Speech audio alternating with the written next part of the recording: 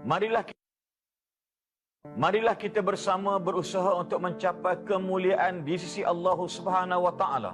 Kerana barang siapa yang bersedekah pasti diampunkan dosa-dosanya dan diangkatkan darjat. Terlalu banyak ganjaran bersedekah ini. Setiap satu yang disedekahkan itu akan diberikan ganjaran sehingga 700 kali ganda. Sempena bulan Muharram ini, saudara, marilah kita menanamkan azam untuk lebih banyak memberi untuk membangunkan agama Islam, agama Allah Subhanahu wa taala. Marilah menyumbang untuk pembangunan pendidikan Islam dengan menyalurkan infak kita kepada Maktafiz Al-Istiqamah di Termeluh yang bakal memberikan kemudahan kepada ribuan pelajar tahfiz. Semoga segala amalan kita diterima oleh Allah Subhanahu wa taala dan semoga kita mendapat keampunan dan keredaannya di dunia dan di akhirat nanti, insya-Allah.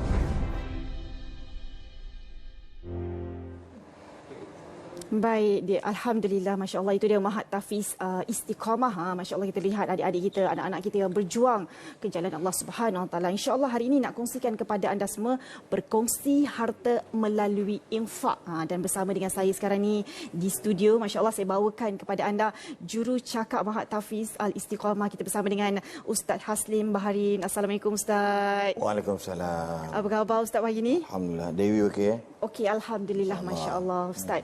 Kalau kita tengok tadi kan Ustaz, adik-adik, anak-anak kita kan yang sudah pastinya mereka berjalan, kata belajar semua ke jalan Allah Subhanahu Wa Taala. Jadi mungkin Ustaz boleh kongsikan topik kita hari ini adalah berkongsi harta melalui infak. Adakah berkongsi harta melalui infak ini juga dikira sebagai kita berinfak Ustaz? Ya, sudah pastilah. Sebab contoh dia kalau kita berdua dan kawan berkongsi untuk buat sesuatu, infak juga. Sebab kalau nak buat rumah tu mungkin harga RM50,000. Ya. Kalau Dewi berkeluar duit, habis dia Dewi contohlah kan. Maka kita berkongsi. So, maknanya kita memudahkan cara bagaimana untuk kita menginfakkan harta kita untuk memberi bantuan ataupun keperluan kepada mereka yang memerlukan bantuan-bantuan tersebut. Sebab itu dalam infak ni juga kalau kita lihat kebaikan-kebaikan yang Allah berikan pada kita ialah apa yang kita sumbang tadi akan kita dapat balik dalam bentuk-bentuk yang pelbagai yang kita tak sangka bentuk dia macam mana. Kadang-kadang orang nampak pemberian Allah tu mungkin duit tak, tapi mungkin kesihatan, kebahagiaan, yakni keberkatan hidup, kejayaan dan sebagainya. Itu antara dia. Satu lagi kalau kita lihat para penonton sekalian, Nabi pernah sebut beberapa hadis sahih dan Bukhari Muslim sebut la tuki kepada Asma binti Abu Bakar, kepada saudara saudara kandung kepada Aisyah, isteri Nabi SAW, iaitu jangan kamu berkira-kira dalam memberi hartamu di jalan Allah.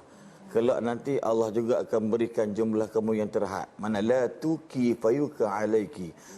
Jangan nak bagi, jangan berkira lah. Sebab Allah juga akan berkira-kira dengan apa yang nak diberikan kepada kamu. Maksudnya dalam bab ni pemberian ataupun infak kita ni adalah tidak bukan sekadar untuk kita meletakkan meringankan bebanan, tetapi sebenarnya membantu masyarakat yang memerlukan. Contoh dia mungkin kita nak melaksanakan, kita nak membina masjid untuk beri bantuan kepada anak-anak yang memerlukan bantuan untuk belajar, menyambung pelajaran dan sebagainya. Itu antara kita lihat kita boleh berkongsi sama kita. Mungkin para penonton yang sedang menonton kita pada rancangan Assalamualaikum pada pagi ini mungkin pinjam balik telefon adik-beradik kata, boleh tak kita nak tolong kita perbakat kongsi untuk kita bantu sekian tempat.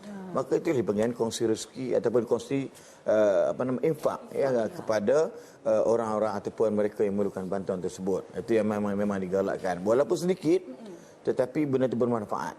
So kalau batak seketul kongsi 1,000 orang dah boleh buat dah bangunan. Bagi contoh dia, itu dikatakan sebagai kongsi infak ataupun seperti dengan dia. InsyaAllah itu dia. Kadang-kadang mungkin ada setengah kita yang tidak mampu. Kita berkongsi-kongsi jumlah tu lebih banyak kan Ustaz kan? Ya, betul. Jadi mungkin Ustaz boleh kongsikan ada setengah mereka juga di luar sana. Kadang-kadang ialah mungkin kita diberi kelebihan kekayaan dari segi wang, tapi Ustaz semacam ya Allah beratnya nak bersedekah ni Ustaz. Masya-Allah, macam mana tu Ustaz?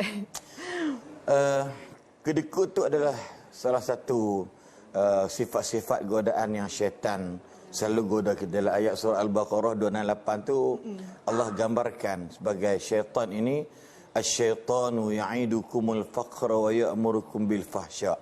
Syaitan sentiasa membisik-bisik, menggoda dekat telinga kita, dalam hati kita bahawasanya kalau engkau ni duit ada, duit banyak, asyik derma, infak sahaja habis duit engkau tadi. Mana al-faqr, syaitan menjanjikan siapa derma fakir. Tapi dalam Quran sebut ayat yang sama juga, wallahu ya'idukum maghfiratan minhu wa fadla. Akan tapi Allah kalau engkau bagi, Allah akan bagi balik, dan keluasan rezeki itu kita tak tahu kerana Allah tu yang menjadi orang kata penyebab. Allah itu sebagai pemberi rezeki kepada kita yang menginfakkan harta kita.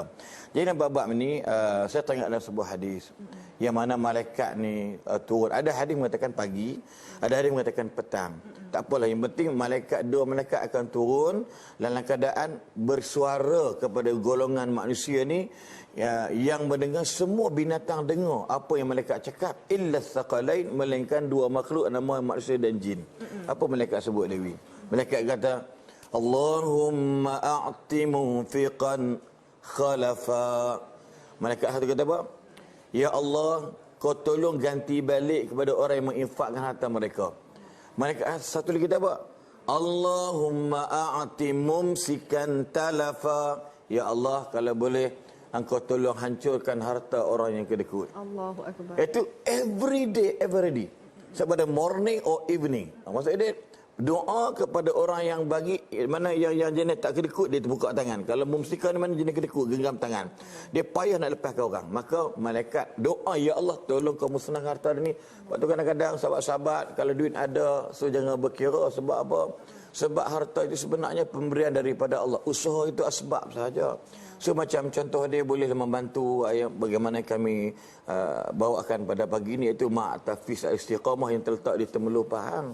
Jadi kenapa? Sebab anak-anak kita masih memerlukan, pihak tahfiz pun memerlukan pusat pendidikan Istiqamah ataupun Kompah di Temerloh Pahang ni memerlukan dalam keadaan untuk memudah carakan memberikan kesan kepada para pelajar. Sebab benda ni dah 2019 kita buat.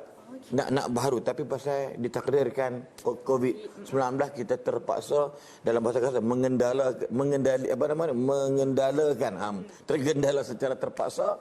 Maka hari ini kita bangun semula insya-Allah untuk ajak sahabat-sahabat terutama sekalian untuk bantu mereka memudahkan, kerana kadang-kadang kalau Dewi pergi ruang solat, ruang makan, ruang belajar same tempat yang sama.